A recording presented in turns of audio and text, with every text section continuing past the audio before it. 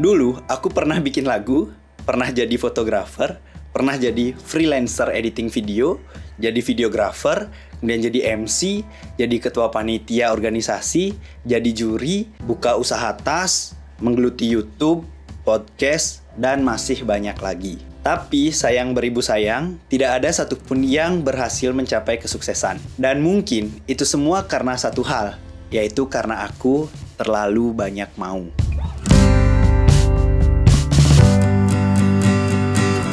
Kita masuk ke bagian pertama, yaitu bukan malas, tapi terlalu ambisius. Berharapnya bisa multitasking, tapi ujung-ujungnya ternyata hasilnya adalah multi gagal. Dorongan utama atas semua kegagalan ini sebenarnya bukanlah karena malas, tapi karena ambisi yang terlalu liar dan tidak terkontrol. Peluang itu memang emas, tapi kita juga butuh tahu kapan peluang itu harus kita ambil dan kapan tidak. Karena semangat yang liar dan terlalu ambisius, kita sampai tidak tahu kapan harus mengiyakan dan kapan harus tidak. Jadi kita mengambil semua kesempatan yang ada sehingga akhirnya tidak ada satupun yang berhasil. Dari sini aku belajar bahwa akan lebih baik kalau kita memberikan batas waktu tertentu untuk kita mengeksplorasi hal-hal baru dan kemudian fokus kepada satu atau dua hal yang bisa jadi ujung tombak kita. Kemudian kita masuk ke bagian kedua, efek dari mengiyakan semua. Dengan mengiyakan semua, kita membuat energi kita tersebar secara merata ke banyak hal, banyak bidang. Sehingga tidak ada waktu atau ruang untuk kita bisa fokus ke sana secara dalam. Semua proyek yang kita kerjakan jadinya terasa biasa saja.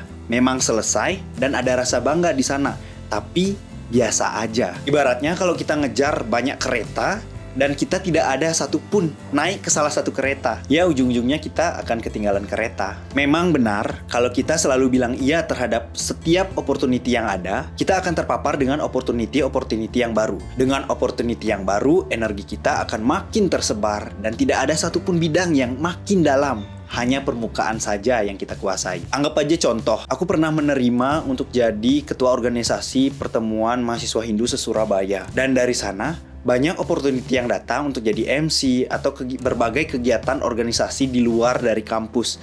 Yang mana itu membuat energiku tersebar dan tidak bisa fokus ke hal-hal yang sebenarnya harus aku fokuskan. Itu salah satu contoh saja. Kita masuk ke bagian ketiga, apa yang sebenarnya aku mau.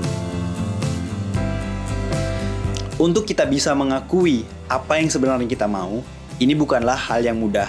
Karena kita sulit mengakui apa yang sebenarnya kita mau dari hati yang terdalam.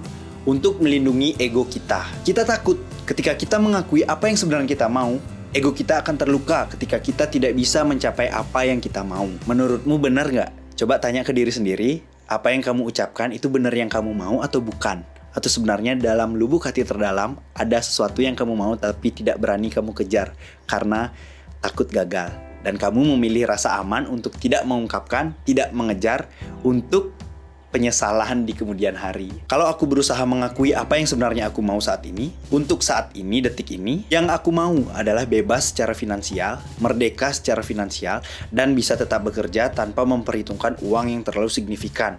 Jadi bisa bekerja secara tulus melayani orang, dan hidup sesuai dengan apa yang aku mau. Sejauh ini sih goalsku yang paling aku idamkan. Ada rasa takut untuk mengakuinya, tapi kalau tidak aku kejar, mungkin rasa penyesalan di kemudian hari akan lebih besar daripada ini. Dari semua hal yang pernah aku coba, aku rasa bekerja sesuai profesiku yang sekarang dan nge-YouTube, mungkin itu bisa jadi akselerasi untuk mencapai apa yang aku mau. Selanjutnya kita masuk ke bagian keempat, pelajaran dari kegagalan generalis. Tidak ada salahnya kita menjadi seorang generalis seperti yang aku bahas di video sebelumnya.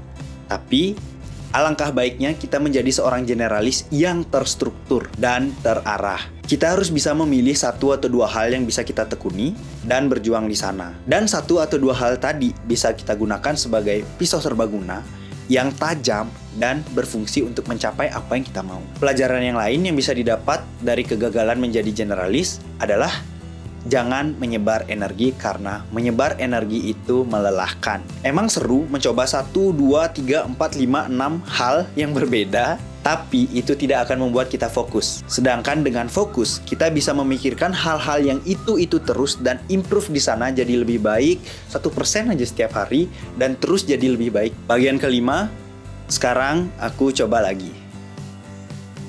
Sekarang aku sudah mulai memilah dan memilih apa yang akan aku fokuskan, dan tentunya dengan menahan diri untuk tidak bilang iya ke semua opportunity, kesempatan yang ada. Aku bisa fokus ke proyek-proyek utama saja, dan kegagalan karena terlalu banyak mau itu bukanlah titik akhir, tapi ini adalah titik balik untuk kita mendefinisikan ulang apa yang kita mau dan apa yang kita mau kejar. Titik di mana kita bisa mapping ulang tentang arah dan tujuan yang kita mau. Sebagai penutup, kalau kamu pernah merasakan gagal atau kegagalan karena terlalu banyak mau, tenang, itu bukan salahmu. Kita semua takut kehilangan peluang, yang peluang itu nggak tahu sebenarnya bisa membawa kita kemana. Ayo belajar bahwa kesempatan terbaik itu bukan kesempatan yang paling banyak, tapi kesempatan yang paling fokus dan serius dijalani. Semangat untuk kamu yang selalu banyak mau dan tidak konsisten pada satu atau dua hal saja, tapi kamu hebat kalau kamu mau jujur dan mengakuinya. Akhir kata, selalu bersyukur karena hari ini kita masih diberikan hidup.